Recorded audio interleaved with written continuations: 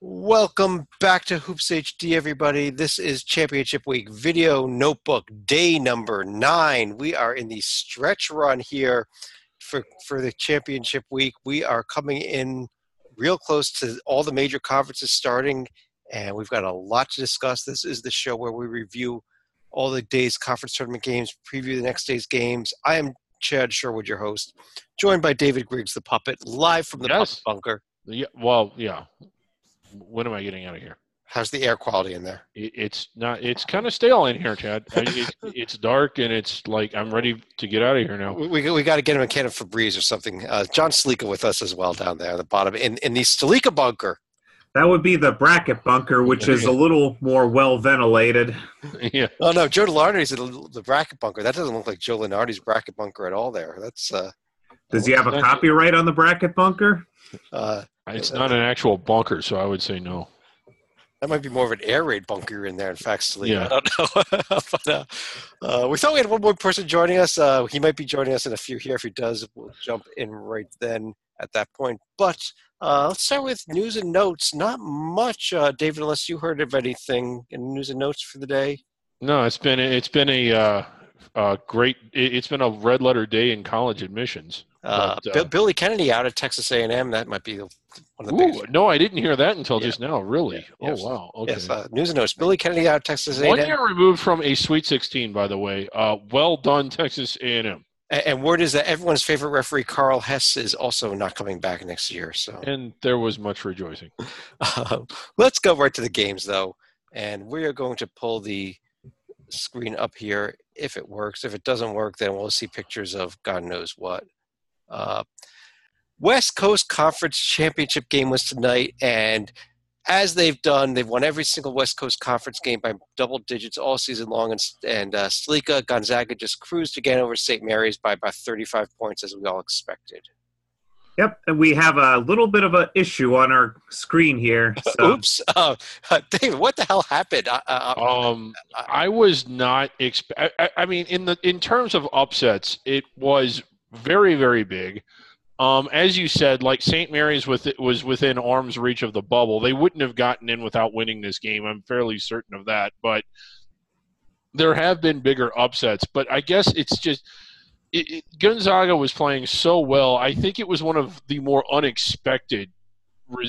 I was shocked. Like, it was one of those games that I almost would have considered not even watching. It's like, oh, that one's it's a foregone conclusion who's going to win. You can kind of skip that game or take it off.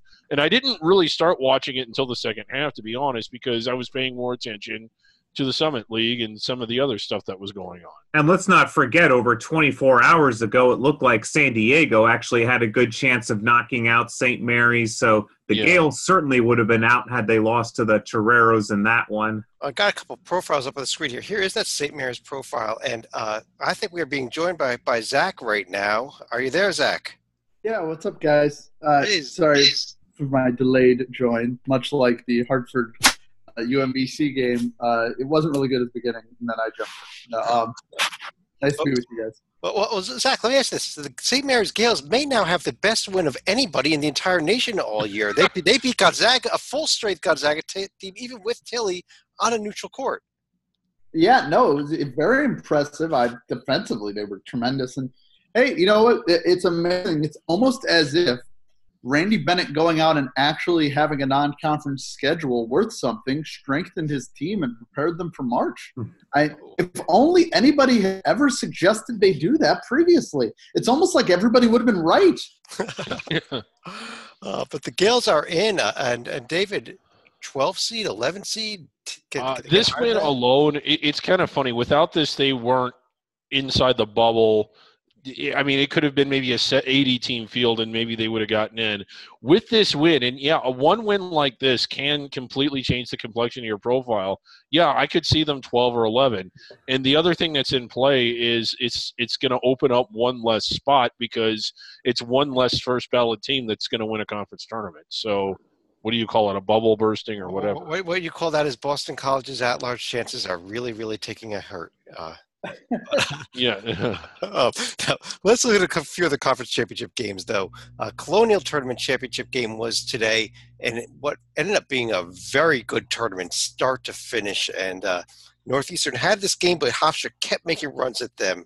Sleeka, but Northeastern does get the win, as I predicted, of course.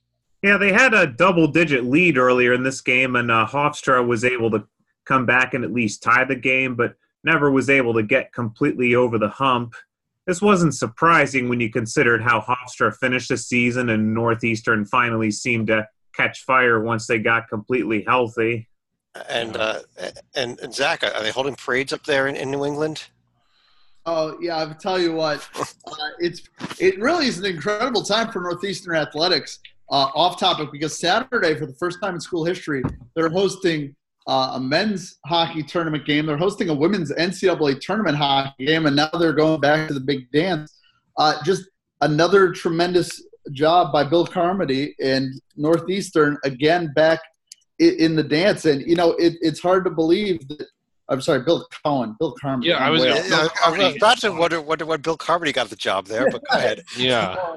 I'm sorry, Bill Cohen taking back to the tournament for the first time since 2015. And I'll tell you what, there's another program in the city of Boston that might be looking for a basketball coach. They could do a lot worse than Bill Cohen. But for right now, Northeastern, you know, and it's incredibly difficult for them in the Colonial compared to a lot of teams simply because of the travel is greater for them than for a lot of teams. But it's a team that dispatched Hofstra, you know, in the last two meetings this year. They almost actually beat them the first time they met up, which was at Hofstra. They were the strongest team. I was rooting for Hofstra, kind of, you know, it would have been a nice story. They haven't been to the tournament since 2001. But Northeastern is the best team. And I wonder if they could maybe cause some noise next week. Yeah. They scheduled really well. Top 20 non-conference strength schedule. The problem is the best thing they have to show from it is a neutral site blowout win over Alabama, which is kind of an odd thing to pin your hat on. But the other team that I think is worth keeping an eye on, they're an excellent offensive team. If they face a high-seeded team that has an off-shooting night, and it's going to need to be that because Northeastern does not play a lot. So if they run into a team that just doesn't have their shooting boots on that night, Northeastern's going to put points up. We got to keep moving here. We got a lot to get to though tonight. There's a ton of conferences we've got to hit, so I'm going to move things a little bit quicker here. Zach, no offense, but David, Hofstra was one of. I think we ended up having 4 1 seeds go down tonight in conference tournament finals. Gonzaga, Hofstra, in the Horizon League. Wright State falls to NKU. Yeah, and it was never really even a game. Like NKU sprinted out to a double-digit lead. I think they led by as much as 20 in the first half. And Wright State, there was a couple times they got it under 10, but it was very seldom. Northern Kentucky was never not in control. I don't even think they were ever really sweating. And as late as the under 4 timeout, I think the margin was 20 or close to it. So the 77-66 score is generous to how NKU dominated this game. And I think that NKU didn't always play up to their ceiling at points in the season. They lost a lot of games that were head scratchers, most notably the 2 games going into the conference tournament where they lost back-to-back games against the teams that did not make the conference tournament. Yeah, Cleveland State and Milwaukee. They're not even on that board there. Yeah. Which is, I mean, just what a bizarre, couple of weeks where one week you're losing to Cleveland State and Milwaukee, and the next week you're winning the Horizon League tournament. But what a story. A recent transitional team. I think this is only their 4th year after coming off of the transition period, and it's their 2nd NCAA tournament appearance in 3 years. And I got to say, David, they also earned this one. There was argument when last time they made the NCAA tournament. They beat I believe a 5 seed, a 9 seed, and a 10 seed last time they made the NCAA tournament by winning the Horizon. They played a 7 first, but then the 3 and the 1 to get there this year. So they really deserve this. Right. And 3 in a true road, well, not true, but a virtual road game. Well, they were red. I mean, I think they had won. I think they had finished 11-1 that year. So it wasn't as if, I mean, I know they had an easy road to the tournament, but. Stalika, another 1 seed went down in the Northeast Conference where Fairleigh Dickinson in what was a real true road game at SFPA. I think this is now the 3rd team that has lost a home game in a conference championship game, joining Radford and Lipscomb did that as well. And I believe it was also the second time in 4 years that a St. Francis team was number one and ended up losing at home. Granted, the other one was St. Francis Brooklyn, but at the same time, Fairleigh Dickinson does have a recent history of NCAA tournament appearances, but they will have a hotel in Dayton waiting for them, I'm sure. Yeah. Zach, what are they playing? Tuesday or Wednesday night, obviously. One of, I would say. The other interesting thing about this is it feels like in the NEC, the road teams really win these title games more often than we see in a lot of these other conferences. I mean, I can't – I'm just trying to go through the past couple tournaments, but it's something about the Northeast Conference. Not a great conference, but the road teams do really well in this title game. Best conference. Well, the home. I believe that home teams have failed to win every single conference tournament title game that they've hosted so far this season, which is amazing. Yeah, we haven't seen a single court storming yet. They kind of tried to in Vegas for the West Coast, but I mean, it doesn't really work. Very odd. Yeah. David, the one other championship game today was in the Summit League. It did not involve the one seed, so we didn't have a one seed going down, but it did involve, shocking how North Dakota State, who did have the bigger fan support there, but just really dominated the Omaha team. Yeah, and you wonder, is North Dakota State going to account for itself well at all in the round of 64? Because, they won the tournament, but they were really underwhelming for most of the season. I mean, this was a 2-horse race between South Dakota State and Omaha. Well, Fort Wayne was way up there too, but nothing against North Dakota State. They did that. That's the rule. They won the tournament, but I just don't. I think that there's 3 other teams, and 2 in particular, that would have done a lot better in the round of 64 than what they're probably going to. Yeah, it is a shame. I think you're right. There were 3 teams in this conference that could have made some noise in the round of 64. North Dakota State was not one of them. Yeah. They barely got by the 8th seed in the semifinals, but they just had Omaha's number tonight. Omaha made a few runs, actually tied it up late, but never got over that hump. Yeah. Zach, I know you're here, and I know you want to talk about it, so let's go right to the conference that was in the semifinals. You already mentioned it. And in the game of the night was in the second Northeast Conference semifinal, not Vermont's demolition of complete destruction of Binghamton, but the UMBC Hartford game, where UMBC was up about 26 points with 15 minutes left, right? Yep, that's correct. 26 with 15 minutes to go, and Hartford had a shot to win in regulation. The game went to 2 OTs. UMBC was able to pull it out. Give them credit because – the way they collapsed in the second half, very, very difficult for any team to be able to answer, that sort of implosion. But they were able to pick themselves up off the mat in the second overtime. It was really just a tremendous game, a great atmosphere at UMBC. And Joe Sherbourne was the guy that was able to drag the Retrievers over the line. He only had 12 points, but he was huge in overtime, especially defensively. He played 47 minutes. Which is insane for Hartford. Travis Weatherington played 50 minutes and scored 18. J.R. Lynch, who's their kind of go-to senior guard, he had a pretty hot shooting night in the second half, but trailed off in overtime. Well, I think when the game fell apart in the second overtime, when he fouled out, did he not? In the second overtime? He had a couple of bad shots, and then he fouled out trying to draw an offensive foul 30 feet from the hoop, which was he kind of got what he deserved in a way. Yeah. But it was a shame to see. This is a very experienced Hartford team. This was the best team we've had, really, I think under John Gallagher. And they got to the semis, but they just weren't able to get over the hump. And they were a no-show for the first 20 minutes. So it was an impressive comeback, but also kind of scary that they needed to get down 26. But UMBC used their experience, and they're on to the AE title game Saturday morning at what I will say is heavily favored Vermont. Yeah, and this is the rematch of last year's title game that UMBC won on the Lyles three-pointer at the buzzer. Salika, you got a prediction. Can UMBC do it again? I think Vermont is going to come in a very, very bad mood after what happened last year. I just don't see lightning striking twice for the Retrievers. Yeah, and David, I got to ask you this. Vermont, I think, is a team that can make noise in the NCAA tournament. Just like late last year, UMBC would be a disappointment if they made it because there's no way they would win a game. Right, yeah, there's that. UMBC did beat Vermont twice this year. Yeah. So I mean, I don't think Vermont is going to overlook them. Yeah, but, I think they kind of did last year. That was kind of the problem. But I don't, I mean, it's the same.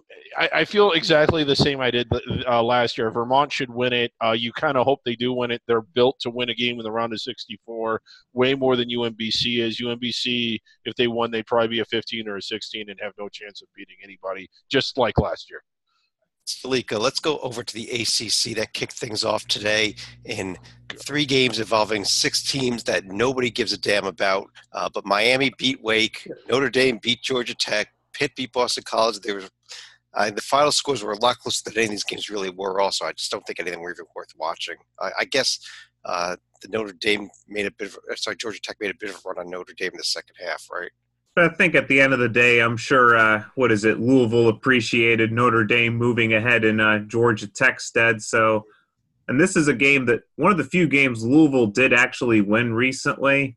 But if the Cardinals stumble tomorrow, could they possibly be looking at a 7 or 8 seed?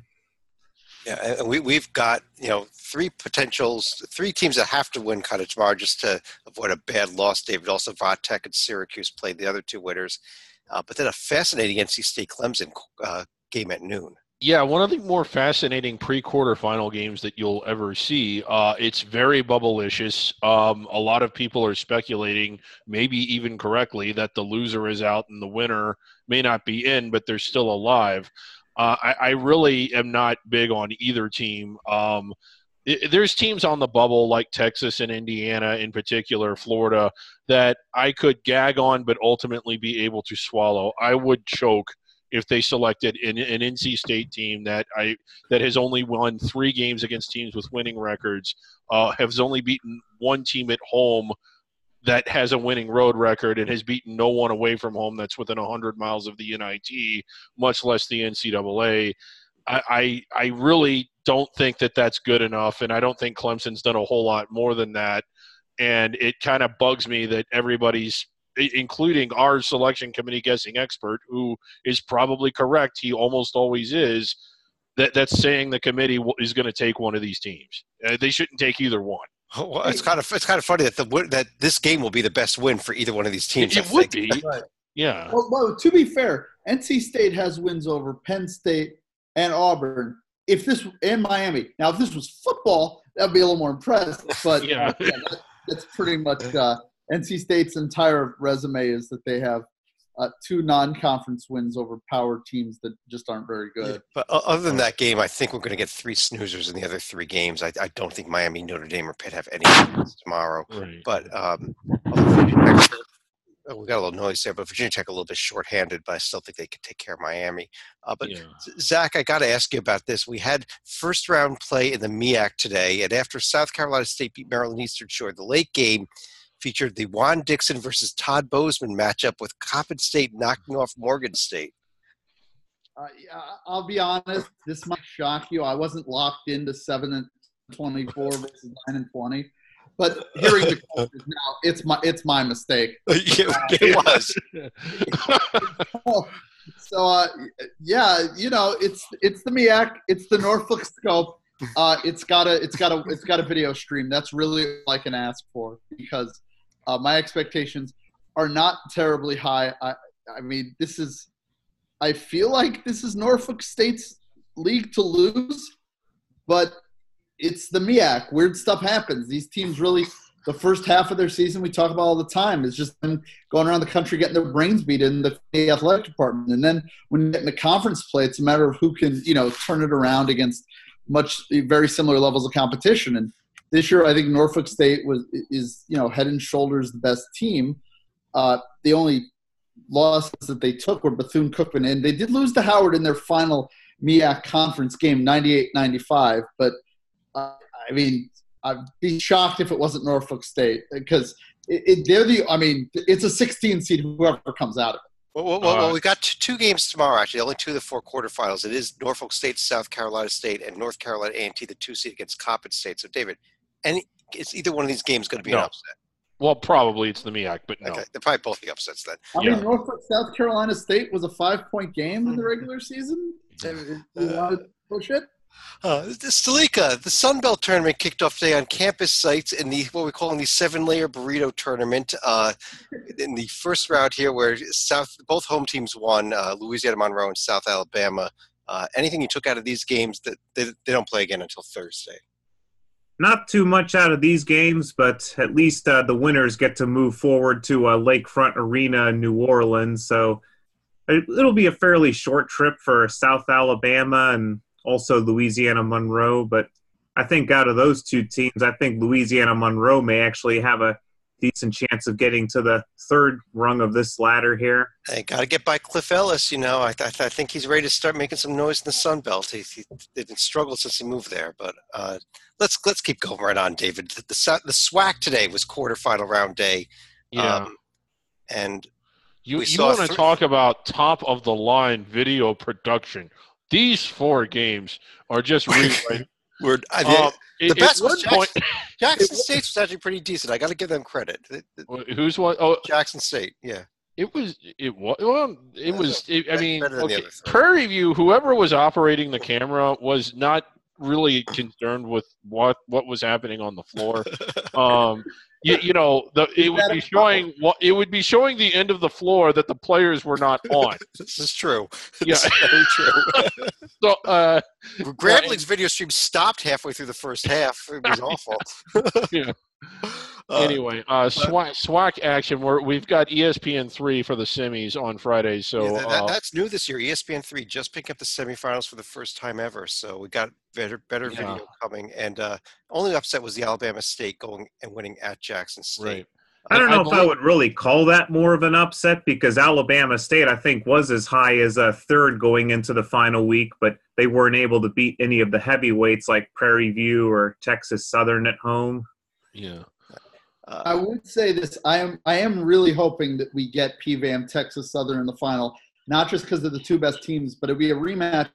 Not just because it would be a rematch of Prairie View A&M's only loss, but this year. But it was a game in which Texas Southern trailed 84-68 at the under-8 timeout and won 95-90. So if we can get anything close to that in the title game, we'll get something special. So as bad as a lot of the video work is, the basketball actually can be very exciting.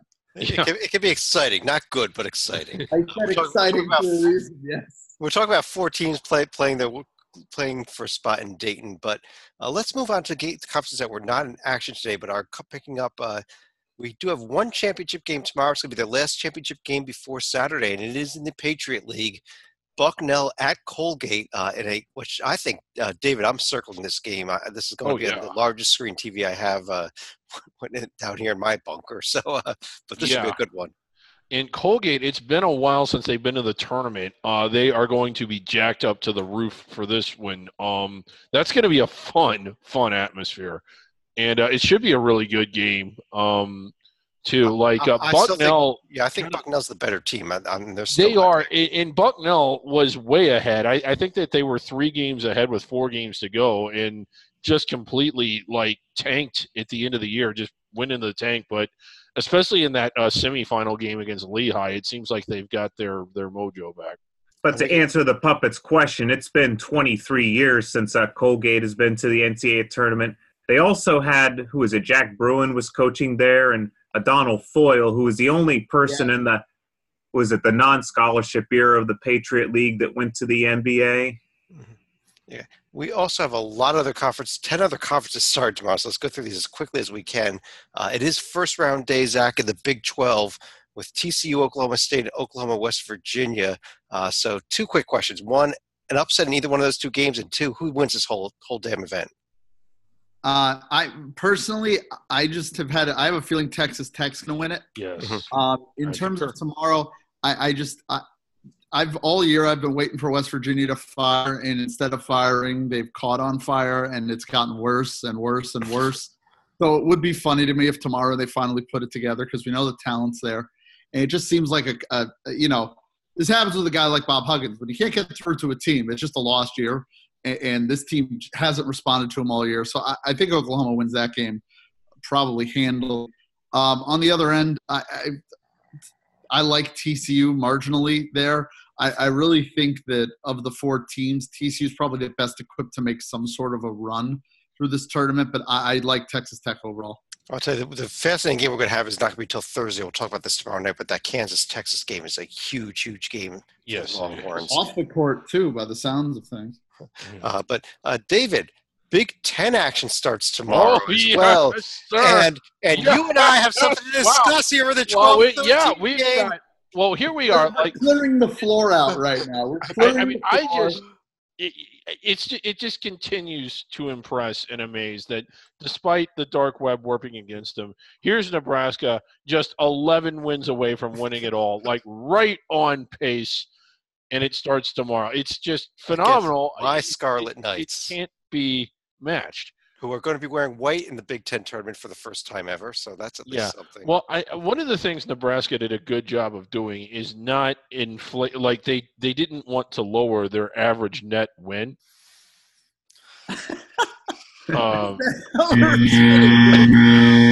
Salika, who wins this event?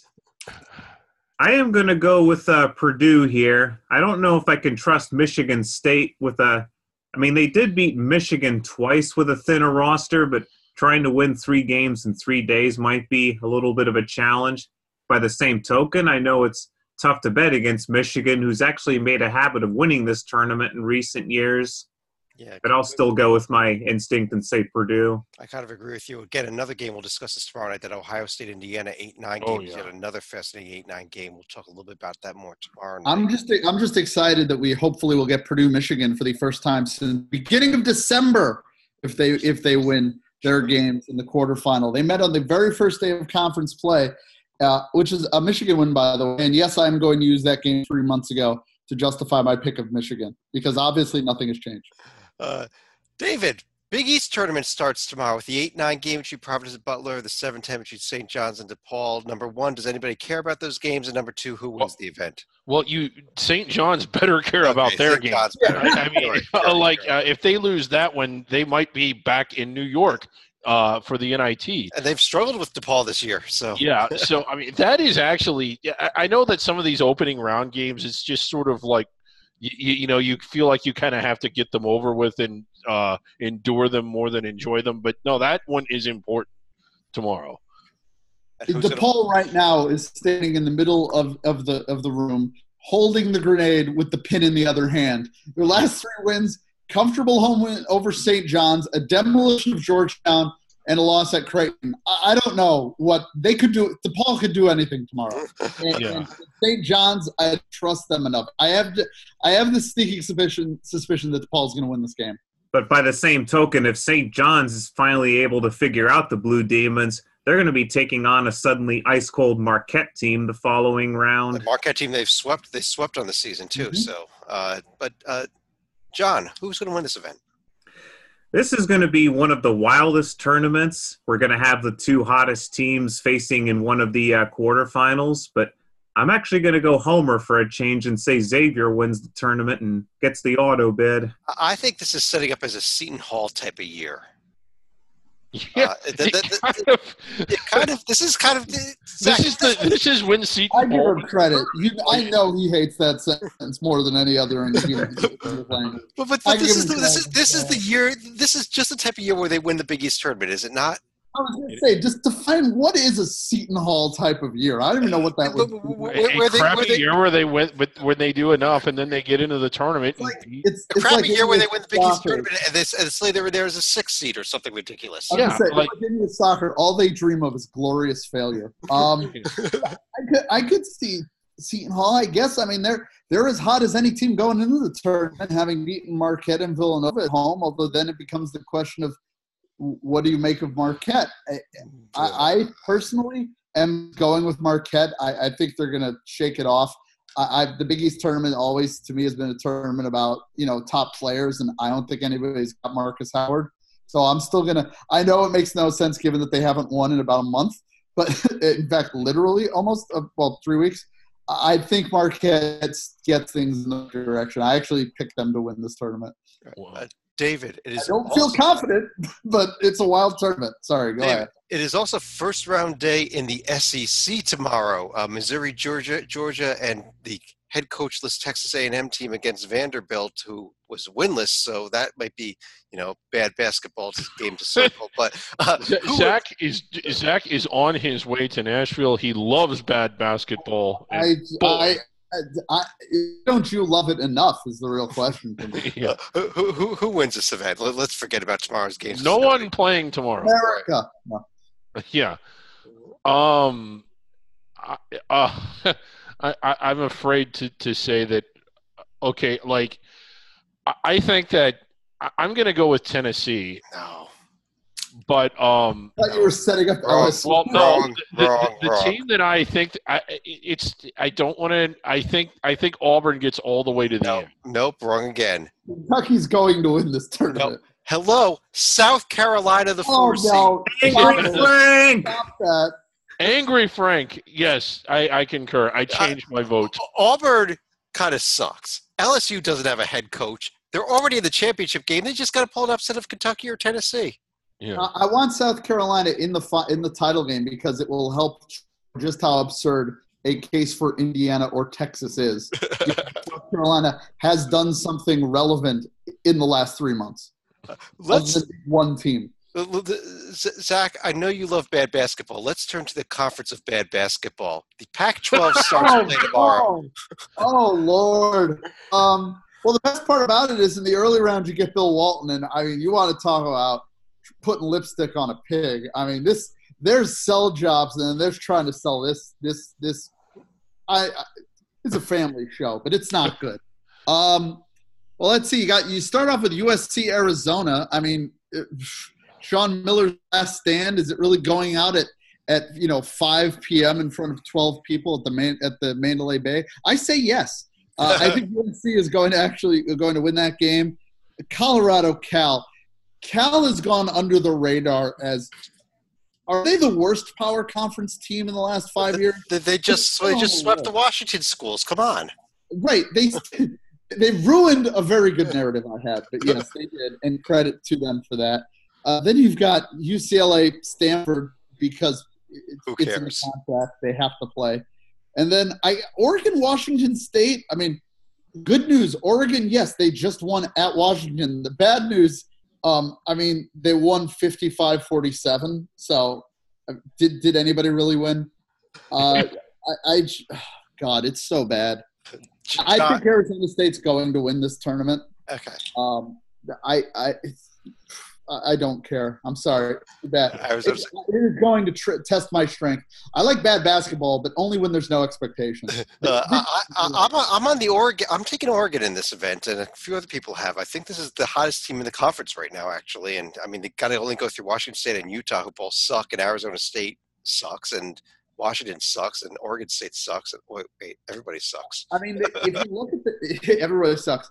All of their losses since February were on the road. I mean, the California trip is very difficult, and the other two are tough trips. I mean, they lost to Colorado, and they lost to Oregon. They lost to Oregon State, which is a tough trip because it's obviously a rivalry game. So you can make a case for Oregon. I just want to jump off a pier after making it, though. Yeah, let's run through the last few conferences here kind of quickly. Yeah, let's move on to another league. David, Atlantic 10 first round day, GW, Mass, Richmond, Fordham tomorrow, but one, anything about those two games, and two, who wins this conference? Right? Well, I mean, a couple of things about these two games. First of all, I just don't like this ladder format.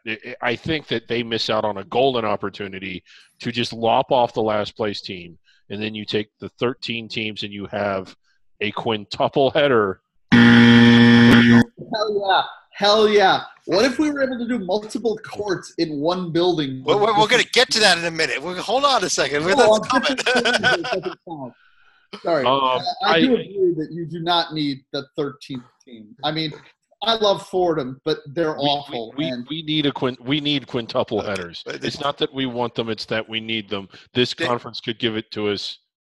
David, first of all, I just want to point out you got to watch ESPN Plus, then NBC Sports Network, then CBS Sports Network, then different network for every round. But VCU is how kind many of people want a piece of this action, though? I mean, it's so hot. Who doesn't want Richmond Fordham? Oh, God, VCU is kind of a consensus that they are going to get an at-large if they lose this. Are they going to lose it? I agree. Who takes it? Is it a Davidson? Is it a Dayton? Is it somebody else? The Bonnies? Yeah. I think it's Dayton. Okay. I just kind of – I mean, that Davidson-Dayton game is going to be really good. Davidson traditionally playing really well in this tournament. They've been kind of disappointing down the stretch right after I thought that they were starting to look like an NCAA tournament team. And I know Dayton hasn't always been there either, but I think Dayton has been better more consistently than anybody else minus VCU. And if they get to the end, I think they can win it. All right. John, Mountain West Conference starts tomorrow with the play-in games between Boise State, Colorado State, New Mexico, Wyoming, and Air Force versus the pathetically bad San Jose State Spartans. Number one, anything about those games? And number two, who wins the whole damn thing? Yeah, I kind of felt a little bit disappointed that Air Force wasn't able to get into the top 5, but no shame in that when you finish one spot below UNLV.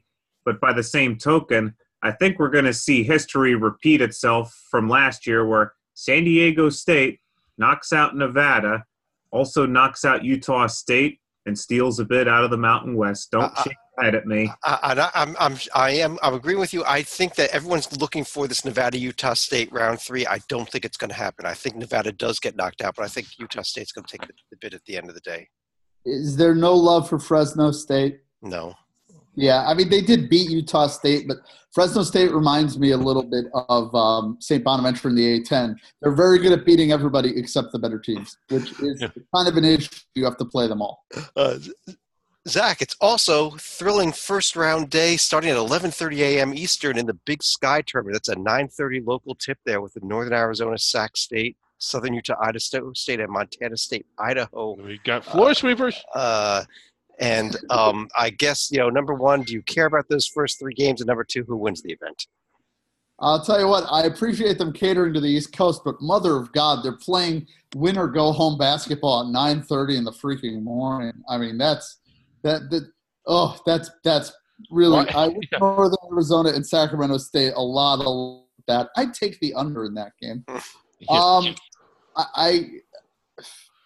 Easy default is Montana, but I'm pulling for Northern Colorado. I like it. Because of where they were as a program, just they reached the highs of, they made the tournament in – I can't even pull it up on my screen. I remember 2011 and then just got absolutely waxed by the NCAA, not incorrectly. And under B.J. Hill, he wasn't able to turn around, but Jeff Linder's gone in there, and he slowly turned them around into being where they really should be, which is the top of the Big Sky Conference. They're they have more basketball talent available to them than I would argue anybody else in the league. And, it showed this year. They've had a really good year. I'm really, really rooting for them because it'd be a great kind of riches to rags to riches story. But Montana is going to be the team everyone's looking at. Now, in an odd twist, Montana and Arizona won the road games, and they're home this year. Well, so, I'm looking at that Weber State team there. I think they knock off Montana in the semifinals, and then Northern Colorado takes the thing. I do have a quick question. They are catering to the East Coast with the early starts. Chad, you and Zach both out on the East Coast. What is the attitude out there right now? Is everybody excited on the East Coast for these opening round games tomorrow? Those Hornets jerseys for Sac State are selling out. I could not find a single one in the stores today. Jacks. I'm all about the Jacks. Love the Lumberjacks. No, so Hornets. I'll tell you the potential. Jacks. I'll tell you this for Weber State. They're always a factor in this tournament, but they do have one win away from home since the end of January. That is a little concerning. That's okay. Chad is right that there is a landmine for Montana waiting, but he is on the wrong side of the Cascades. You have to look to Portland State because the Vikings actually beat Montana twice during the regular season. So if Portland State wins their opener against Weber State, you better watch out if you're the Grizzlies. Right. Yeah, Portland State's a team that's had really bad luck this year. They've had a lot of very close games, and that's a good call as well. But of course, their big win over Portland Bible early in the year, 123-40. All right, we're talking about Portland Bible. It's time to move on. David, Southland Conference starts tomorrow with the play-in games. Lamar, Houston Baptist, Corpus Christi against Central Arkansas.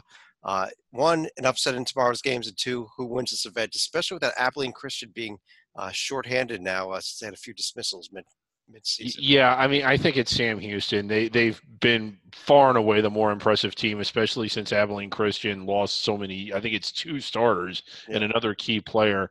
A disappointing conference format here. You see, it's 8 teams. It's the ladder.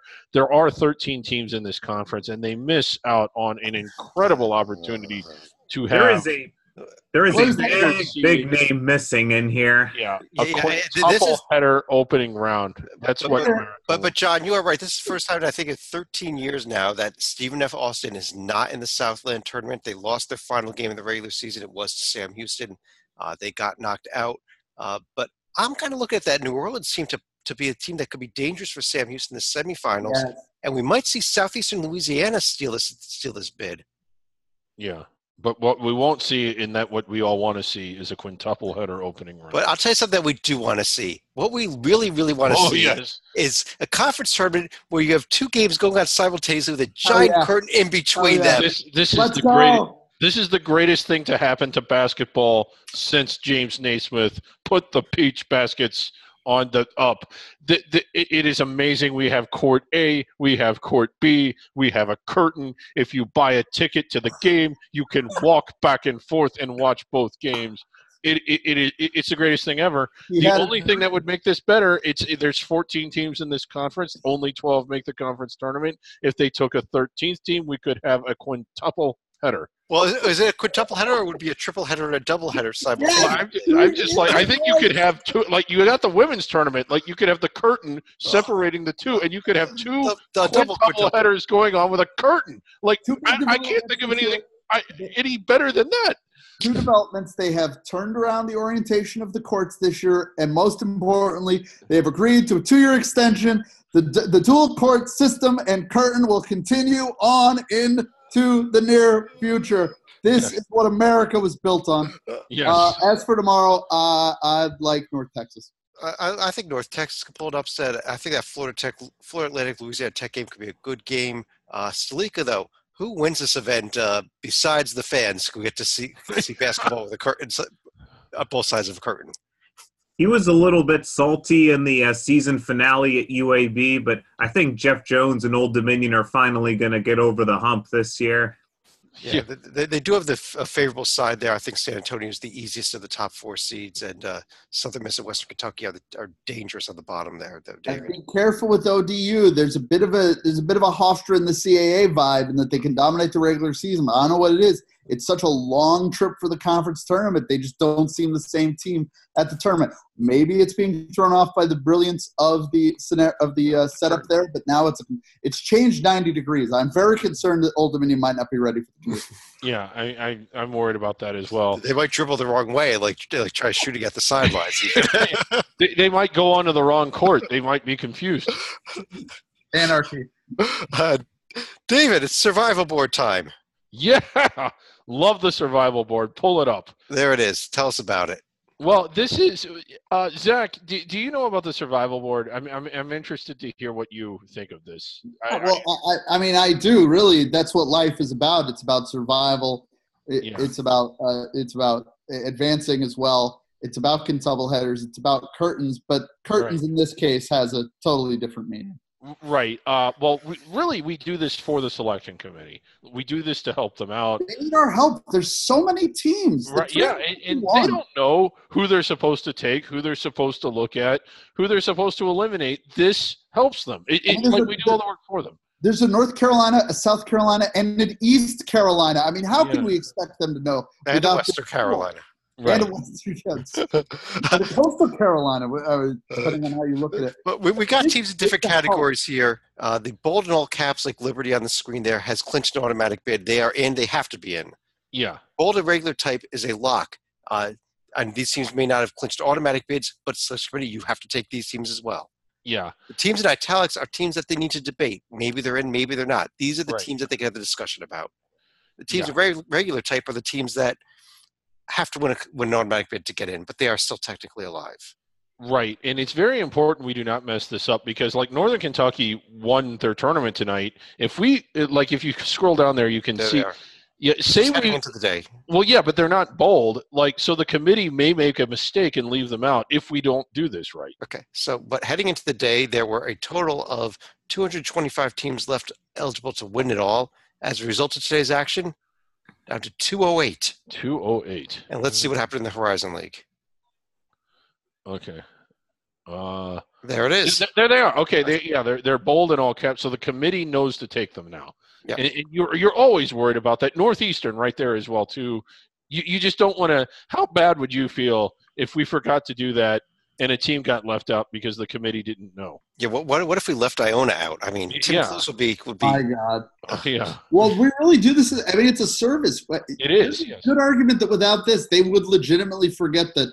Unfortunately, they must take a Pac-12 team. They have to. I mean, we're not happy about it. Right. We don't make the rules, but they're going to have to take one of them, and only one. For the love of God, do not please, only one. But let me pull this down here. David, what else do we have to do for the schedule tonight?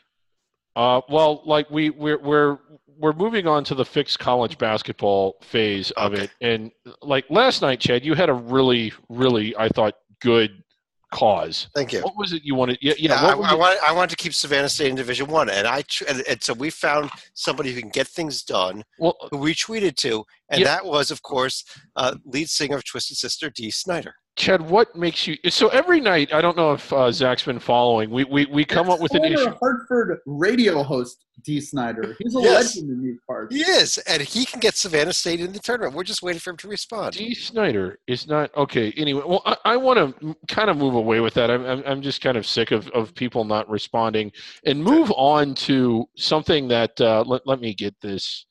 I am not as prepared as I should be. Well, that's okay. If you drop $50,000, you can get into USC. Okay. Really well, Chad, I'm going to need to help you explain. Like here, we do this every year. We host the AC8 tournament. Yes. Well, what is that? And like, how has it gone in the past? Because we've done this for 2 years, but we've run into all kinds of problems. Yeah, we did 2 years ago. But we tried to do it on a boat because we'd seen all those great aircraft carrier games. Unfortunately, we could only afford a rowboat and it sunk into the ocean and. That kind of failed. Yeah, so like we had the bracket, we had it picked, and like the venue that you chose sunk into a lake. It sunk into a lake. As far as I know, it's the only time a tournament has been canceled because. We did a lot better last year though. Our boat stayed afloat. The problem was that we had a free chili competition, and Salika brought that damn chili with the spaghetti on it, and there was a mob scene, and we had to cancel the event. Okay, well, I essentially we have big plans for this event this year. We've been talking about it for a while. We're moving it to an island in the Bahamas, Pablo Escobar's island, and it's just going to be like this luxury event. There's going to be villas. There's going to be yachts. I think Blink 182 is going to play. It's just this big festival going on. Nice. Yeah, and we're putting it together. I mean, because we've had bad luck the first 2 years. And I think that we need somebody that can help us. And I think Ja Rule. Oh, yeah, this is social media influence right here. Yeah, I think Ja Rule is that person. He knows all about this. It's not about actual investment. It's about Instagram models. It's about hashtags. It's about that's what we want about your facts. And Chad, I know that you wanted to keep this a surprise, like our rocket ship. How is that coming? This is all going to be at the we're going to be revealing this on our show after Selection Sunday, the day after Selection Sunday. So David, let's not ruin too many of the surprises. But how's our venue coming? We are reaching out to Ja Rule. We want to have a basketball tournament and festival in the Bahamas on Pablo Escobar's island. Can you help us? Hashtag AC8. Hashtag AC8. We just tweeted. It's going to be hot as fire. I'll tell you. It's going to be. Right. We're going to bring the fire. That's going to be our slogan. Let's go to any final thoughts. John, let me bring you back in here. Any final thoughts on the evening and where we stand right now? With their loss tonight in the Horizon League tournament, Wright State actually clinches a bid to the NIT.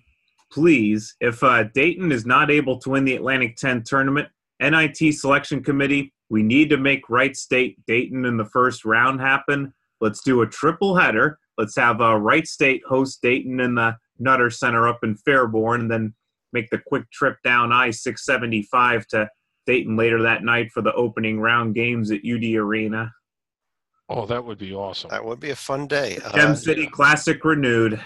Zach, Yeah, how about because you? Wright State and Dayton don't regularly play. I don't think they played for about 10 or 11 years, so maybe longer. Zach. This time of year, when these 2 days, you get the very early round of the good tournaments, when you get the bad games, weird things tend to happen. I am going to predict another weird thing is going to happen tomorrow when a team that has won 3 games in a row, the California Golden Bears, they are going to get it done against Colorado, make it 4 in a row. It's going to be very weird and very fantastic. When the Golden Bears get things going under Viking Jones, just 4 months too late, and really begin their ascent in the desert to another round of the Pac-12 tournament. That's my bold prediction for tomorrow. We always get something completely wild on the Wednesday. That's my prediction for what we get. All right. Why not, David? It's kind of down to. I mean, again, it's just the Wednesday and Thursday of championship week might be the greatest days of basketball out of the whole year. There's probably days where there's more games, particularly the first day, but never is there that many games of that high of stakes all the way across. And like Friday's great, Saturday's great, the NCAA tournament is great, but the next 48 hours are probably the best 48 hours of the season. They really are. Opening round of the ACC excluded.